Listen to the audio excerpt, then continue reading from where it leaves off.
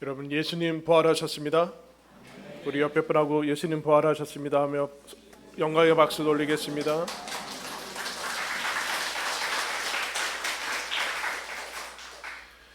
여러분, 십자가에서 예수님이 죽으셨습니다. 마태복음 27장으로 그것이 끝납니다. 여러분, 세상의 어떤 문학이나 어떤 철학이나 사상도 죽음 이유를 기술하지는 않습니다. 죽음 이유에 대한 것들을 얘기하지 않고 모든 문학, 성경이 문학이라면 마태복음 27장에서 여러분 성경은 끝났을 것입니다. 그러나 성경은 분명히 마태복음 28장을 얘기를 해주고 있습니다. 예수 그리스도가 부활하셔서 새 역사를 쓰시고 하나님의 나라를 확정하시고 하나님 나라를 이 땅 가운데 시작하셨는데, 부활이 우리들에게 가져온 것은, 변화시킨 것은 무엇인가 오늘 말씀을 통해서 함께 살피겠습니다. 한번 따라하겠습니다. 슬픔에서 기쁨으로. 1절 말씀 보시면, 안식일이 다 지나고 안식 후 첫날이 되려는 새벽에 막달라 마리아와 다른 마리아가 무덤을 버리고 갔더니. 여러분, 무덤이 무엇입니까? 슬픔의 최고봉이죠. 슬픔의 정점입니다. 왜냐하면 무덤이란 죽음의 상징이기 때문에 그렇습니다. 죽음은 상실이고 이별이고 마치 블랙홀처럼 모든 것을 다 빨아서 없애버리는 그 모든 권세입니다. 죽음은 이별이고 슬픔입니다. 그래서 이 사람들이 무덤 앞에 찾아가죠. 무엇을 하기 위해서 갔는가? 5절 말씀해 보시면, 천사가 여자들에게 말하여 이르되 너희는 무서워하지 말라. 십자가에 못 박히신 예수를 너희가 찾는 줄을 내가 아노라. 막달라 마리아와 다른 마리아가 예수님을 신실하게 따르다가 예수님 죽으신 것 보고 급하게 죽는 그 모습 보시면서 장례의 예를 치르지 못합니다. 그래서 향품과 시신의 발을, 그런 이제 향유들을 가지고 무덤을 다시 찾아갑니다. 그럼 무덤에 예수님이 계시는 게 정상이라고 생각하는 거죠. 무덤으로 간 것은, 무덤에 당연히 사람이 죽었으니까 무덤에 있는 것이 정상이다 라고 얘기하고 있습니다. 즉, 이 슬픔은 정해진 것이다. 바꿀 수는 없다. 이 슬픔은 정해진 것이고 바꿀 수도 없고 변경시킬 수 없다. 즉, 예수님 전까지는 그랬죠. 그래서 무덤에 찾아갑니다.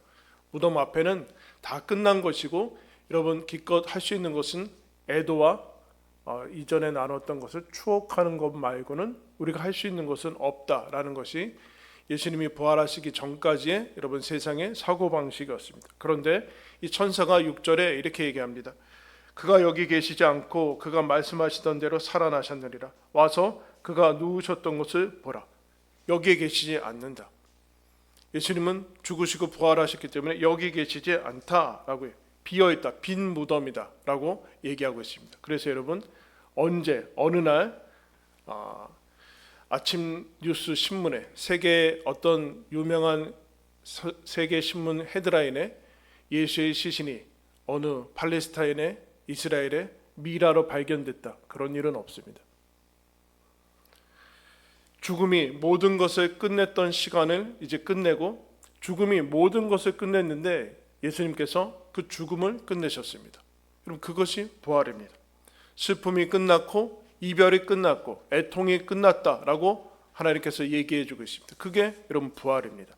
부활은 그래서 큰 기쁨이다. 슬픔을 끝내고 여러분 부활을 시작하셨습니다. 예수님이 요한계시록 마지막, 성경의 마지막 책에 21장에 이렇게 얘기합니다. 하나님이 그들과 함께 계시고 그들은 하나님의 백성이 되고 하나님인 친히 그들과 함께 계셔서 모든 눈물을 그 눈에서 닦아주시니 다시는 사망이 없고 애통하는 것이나 곡하는 것이나 아픈 것이 다시 있지 아니하니리 처음 것들이 다 지나갔음이러라. 여러분, 이것을 천국 가야지만 이런 것이 되는 것이 아니라 예수님이 부활로 말미암아 이미 이것을 시작하셨다라는 거예요. 그래서 죽음의 관점에서 너희들의 인생을 바라보지 말고 부활의 관점에서 바라봐라. 그러면 슬픔과 이 모든 것이 바뀌게 될 것이다. 죽음이 끝이고 죽음이 인생의 모든 것이 상실이 되고 이별하는 것에서 바라보지 말고 넘어서 부활의 관점에서 보면은 그 모든 것들이 다시 새롭게 될 것이다. 하나님께서 우리에게 이 기쁨을 허락해 주셨습니다. 여러분, 이 기쁨을 누리시기를 바랍니다. 부활로, 예수님의 부활로 우리에게 주신 것이 바뀐 것이 무엇인가? 따라하겠습니다. 무서움에서 평안으로. 2절부터 4절까지 보면 큰 지진이 나며 주의 천사가 하늘로부터 내려와 돌을 굴려내고 그 위에 앉았는데 그 형상이 번개 같고 그 옷은 눈같이 희거늘 지키던 자들이 그를 무서워하며 떨며 죽은 사람과 같이 되었더라. 여러분, 예수님이 무덤 앞에 갔는데 천사가 그 이스라엘의 무덤은 한두 사람이 이제 힘을 줘서 움직일 수 있는 그런 돌은 아닙니다. 그래야지 당연히 이제 그 안에 있는 시신을 보존할 수 있겠죠. 그런데 주의 천사가 그 돌을 굴려낸 상태에서 빈 무덤에 있는 상태로 보입니다. 그때 큰 지진이 나고 흰 옷 입은 천사가 나타났다, 그렇게 얘기합니다. 초월을 경험한 거죠. 당시 경비병으로 일했던 사람들과 이 여인들이 여러분 그것을 봅니다. 그러니까 우리 인간의 이성과 지식과 그동안의 경험을 넘어서는 설명이 되지 않는, 과학으로 그런 것으로도 설명이 되지 않는 초월을 경험하고 초월적인 존재를 보게 되죠. 여러분, 그때 우리는 어떻게 반응할 것 같습니까? 사실은 이 초월적인 세계, 영적인 세계는 우리가 원래 가졌던 세계고 원래 하나님과 누였던 세계인데 그것을 이런 많은 부분 상실하고 거의 어렴풋이 흐릿하게나 이제 보이게 되죠. 원래 우리가 누렸던 세계인데 잃어버린 세계입니다. 그런데 이것에 대한 반응이 어떤 반응이 나오는가? 무섭다라는 거, 무섭다. 기쁘거나 와 이렇게 하지 않고 무섭다라는. 근데 그 무서움의 핵심적인 이유는 무엇인가? 죽을까봐예요. 죽을까봐. 그럼 왜 죽을까봐? 왜 죽을까봐 이런 생각을 할까요? 그 안에 초월적인 존재와 초월적 영적 세계를 경험하면 자기 자신이 정결하지 않다. 내가 그동안의 삶이 압축돼서 내 인생에 전체적으로 압축돼 가지고 내가 그 휘황찬란한 그 영광 앞에서 자기의 죄가 정결하지 않은 것들이 직감이 됩니다. 여러분. 이건 설명할 필요가 없이 직감해서 내가 죽을까 봐, 내가 죽는구나 라는 그 무서움과 공포에 사로잡힌다라는. 그래서 이 경비병들은 여러분 거의 이 무서움에 죽을 지경이 되고 이 여인들도 동일하게 무서움에 빠집니다. 그러나 이제 8절 말씀 보시면 우리 한번 다 같이 읽겠습니다. 시작.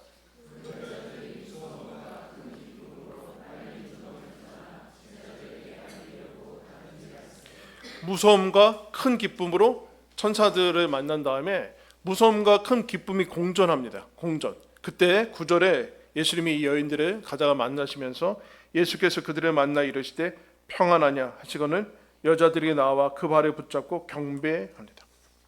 여러분, 여인들도 여러분 함께 무서워하는 것을 보게 됩니다. 그런데 예수님이 오셔서 평안하냐라고 얘기하고 있어요.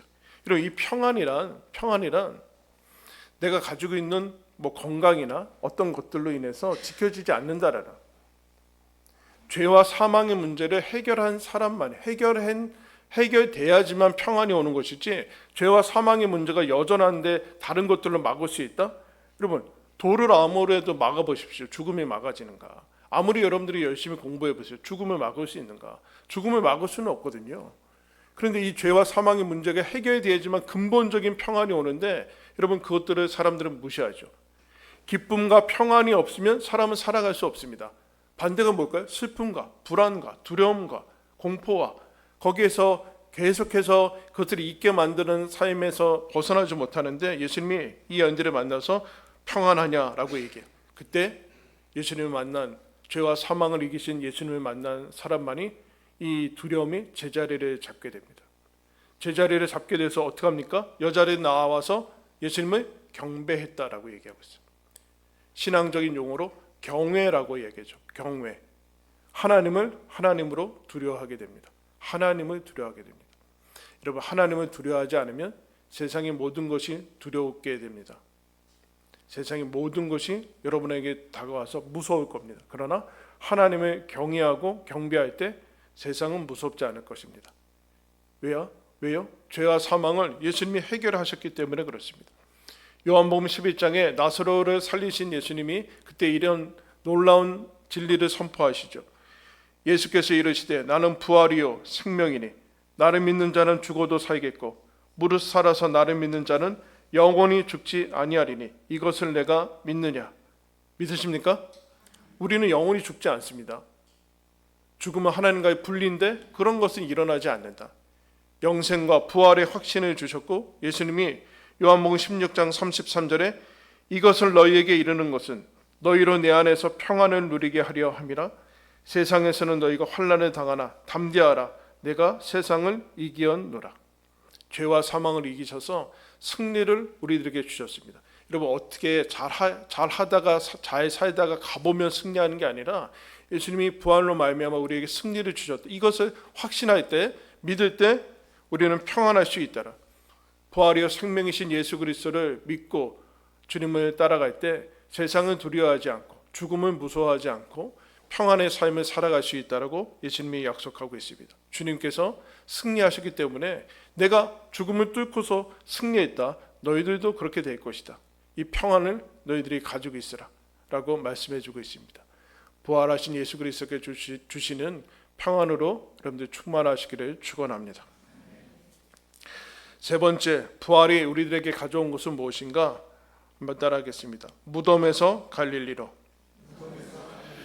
여러분, 여인들이 제자들은 가지도 않았어요.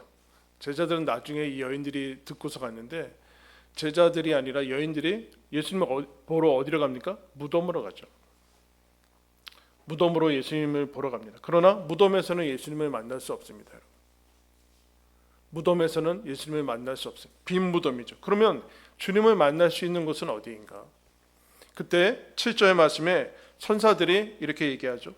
또 빨리 가서 그의 제자들에게 이르되 그가 죽은 자 가운데서 살아나셨고 너희보다 먼저 갈릴리로 가시나니 거기서 너희가 배우리라 하라. 보라, 내가 너희에게 일렀느니라 하거늘. 이제 그 다음에 예수님이 동일한 얘기를 10절에 하세요. 이에 예수께서 이르시되 무서워하지 말라. 가서 내 형제들에게 갈릴리로 가라 하라.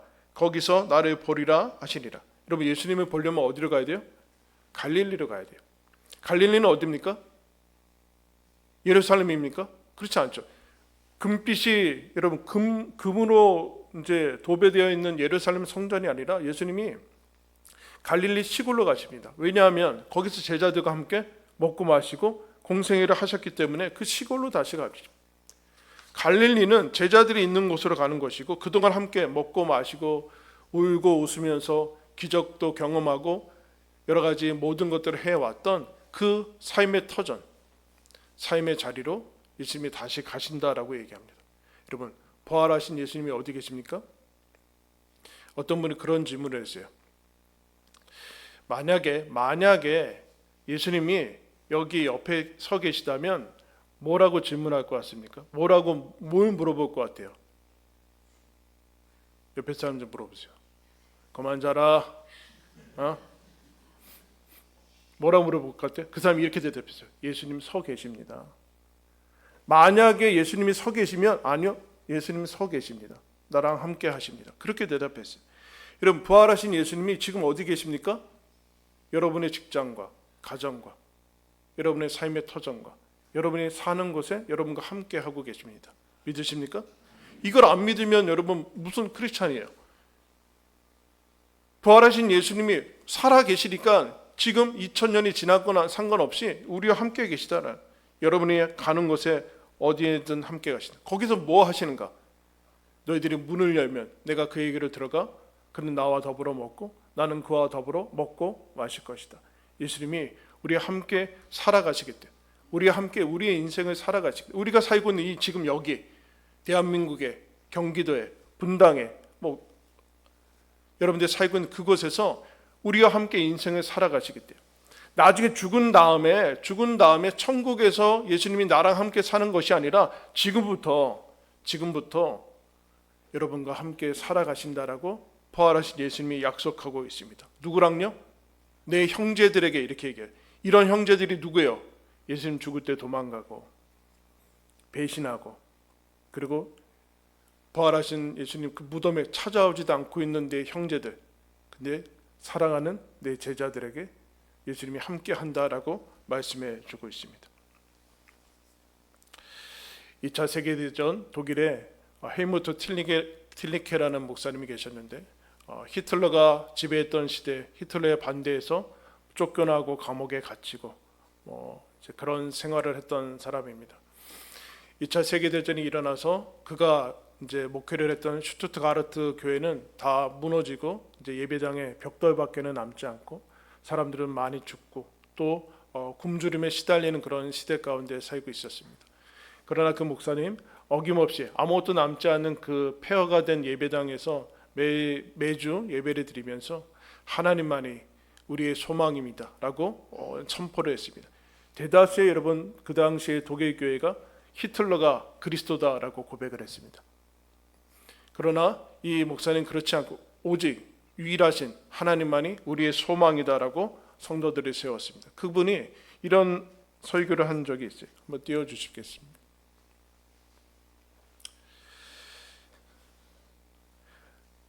언젠가는 하나님의 보좌 앞에서 그동안 지내온 날들을 돌아보는 순간이 옵니다. 그리곤 깜짝 놀라서 탄성을 지르며 이렇게 말할지도 모릅니다. 사랑하는 이의 무덤가에서 이제 다 끝났다고 생각할 당시에 이런 세상이 있다는 걸 상상이라도 했더라면, 오랜 세월 동안 감옥에 갇히거나 좀처럼 낫지 않는 병마에 시들려야 하는 뜻모를 운명에 맞닥뜨렸을 때 이런 모습을 꿈이라도 꿀 수 있었더라면, 갖가지 불행한 일을 통해서 하나님이 그분의 뜻과 계획을 이루어 가신다는 것을 알았더라면, 염려와 고난과 절망의 와중에서 주님의 추수철이 가까웠으며 만왕의 왕이 심판하시는 날이 다가오고 있음을 깨달았더라면, 그런 걸 다 알았더라면 더 평온하고 자신 있게 살 수 있었을 텐데 한결 즐겁고 침착하며 차분하게 지냈을 텐데 라고 말입니다. 여러분, 부활의 관점에서 오늘을 바라봐야 됩니다. 그러면 그때 이것도 아무리 큰 어려움도 심지어 죽음까지도 우리가 슬퍼하거나 절망한 일은 아니다 라고 얘기하게 될 것입니다. 사랑하는 메시지교회 성도 여러분, 죽음을 이기시고 부활하신 주님이 여러분의 가정과 직장과 여러분이 어디에 가든지 여러분과 함께하고 계심을 믿으시기 바랍니다.